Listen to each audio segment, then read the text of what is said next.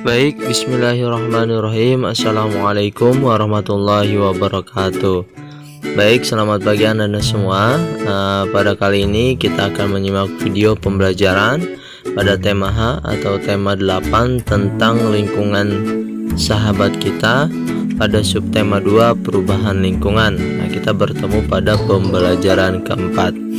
Nah, pada pertemuan sebelumnya kita sudah belajar mengenai bidang usaha yang dikelola secara berkelompok dan ada juga yang dikelola secara perorangan. Nah, contoh usaha yang dikelola secara perorangan adalah warung dan pangkas rambut. Nah, sedangkan contoh usaha yang dikelola secara berkelompok adalah CV, PT, dan koperasi. Baik Anda semua, untuk tujuan pembelajaran pada hari ini yaitu Anda semua bisa mengidentifikasi yaitu usaha yang dikelola secara berkelompok. Contohnya seperti koperasi, CV, PT. Dan untuk selanjutnya Anda semua mengetahui tentang koperasi unit desa Unggaran. Nah, kita akan membaca teks ya, informasi dari koperasi unit desa Mekar Unggaran. Dan selanjutnya Anda semua akan mengetahui tentang tradisi angkat rumah oleh suku Bugis. Anda semua silakan dibuka halaman 68 ya sambil menyimak video berikut. Nah, Anda semua amati pada gambar 2.11. Nah, ini merupakan KUD. Nah, koperasi unit desa. Nah, merupakan salah satu bentuk koperasi. Nah, pertanyaannya, apakah ada koperasi atau KUD di lingkunganmu? Nah, yang kedua, apa saja yang dikembangkan pada koperasi tersebut? Coba dijelaskan.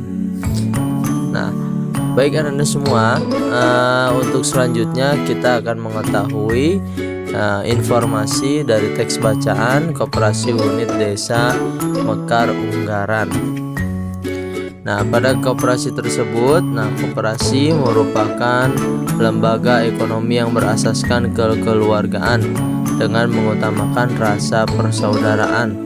Koperasi hadir di masyarakat dengan tujuan mewujudkan kesejahteraan anggota khususnya dan masyarakat pada umumnya. Semua, untuk selanjutnya kita akan mengetahui contoh KUD Mekar Unggaran yang terletak di Kecamatan Unggaran yang beranggotakan dari warga Kecamatan Unggaran.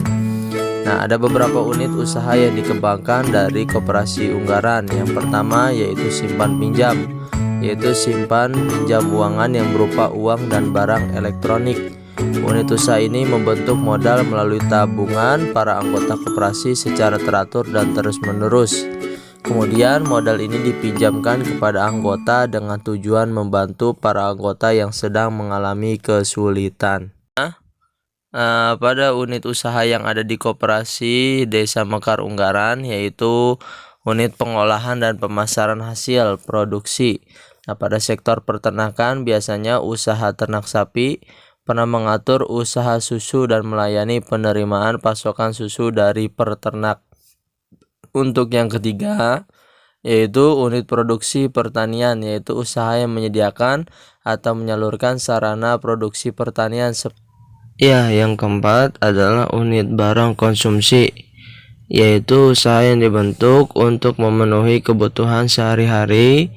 Misalnya itu kebutuhan beras, gula, minyak, dan nasi dan lainnya. Dan yang kelima adalah unit bidang jasa, yaitu usaha yang melayani bidang jasa yakni kelistrikan. Nah, baik Anda semua, ada beberapa pertanyaan yaitu tentang 5 pertanyaan pada pertanyaan koperasi unit desa Unggaran. Nah, silakan Anda semua silakan dijawab. Yang pertama, apakah itu koperasi? Yang kedua, apakah tujuan dibentuknya koperasi?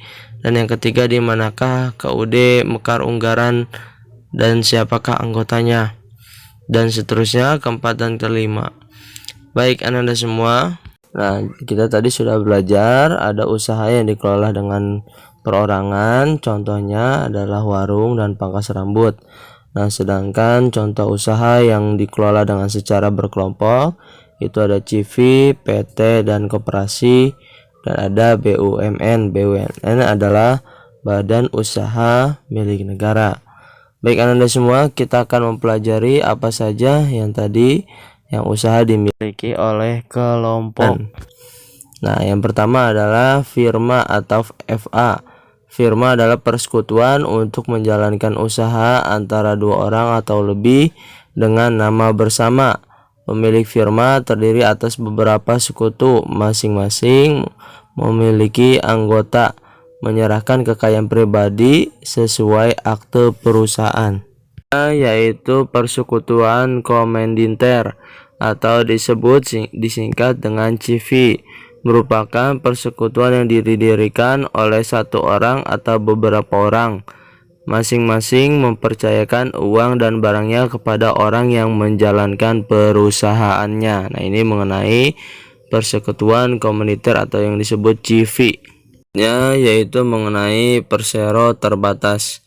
Persero terbatas adalah organisasi usaha yang memiliki badan hukum resmi, dimiliki oleh minimal 2 orang dengan bertanggung jawab yang berlaku pada perusahaan. Nah, ini merupakan penjelasan dari PT. Nah, selanjutnya koperasi.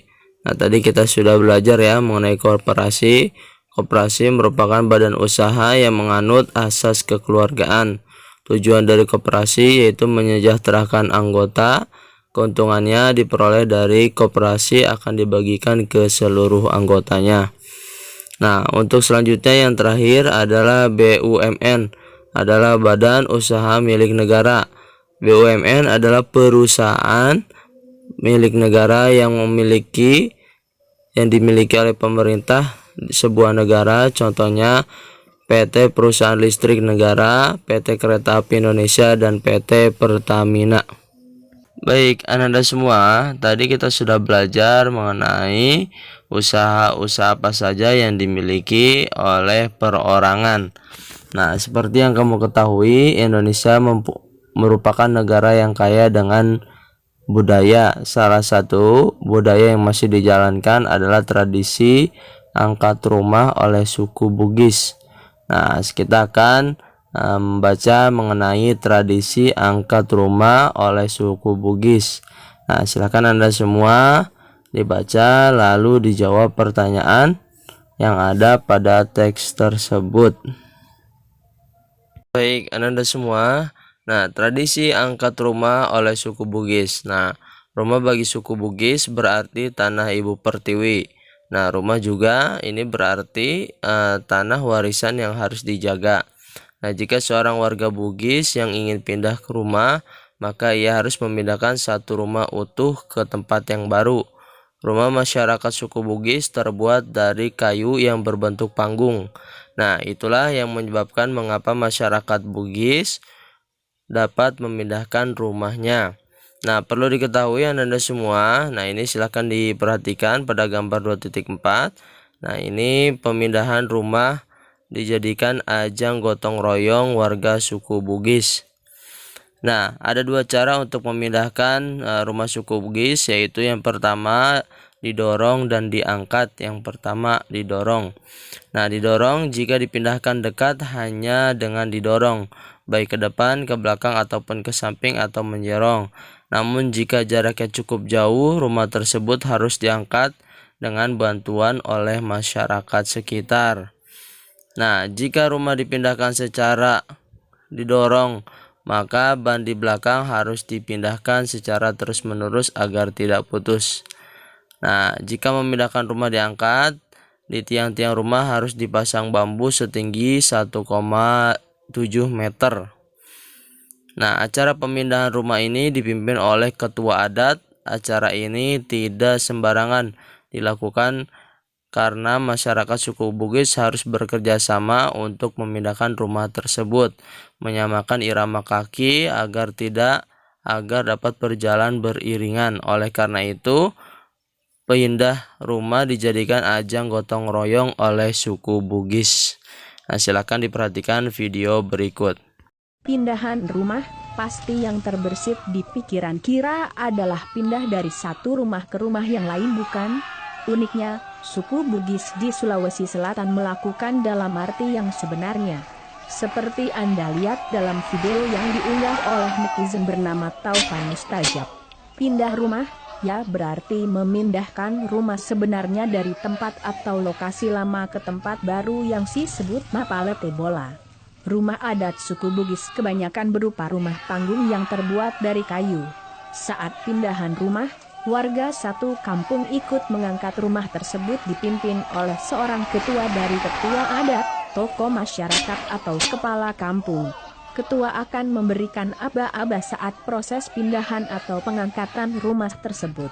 Kapan saat harus mengangkat, dan kecepatan langkah harus berdasarkan komando dari ketua. Sebelum melakukan proses pindahan rumah, biasanya akan diawali pembacaan doa yang dilakukan oleh imam kampung.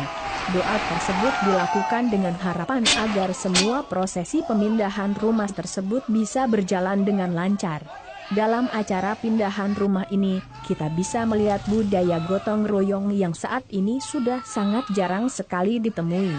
Tradisi unik ini juga memperlihatkan betapa kayanya budaya bangsa kita.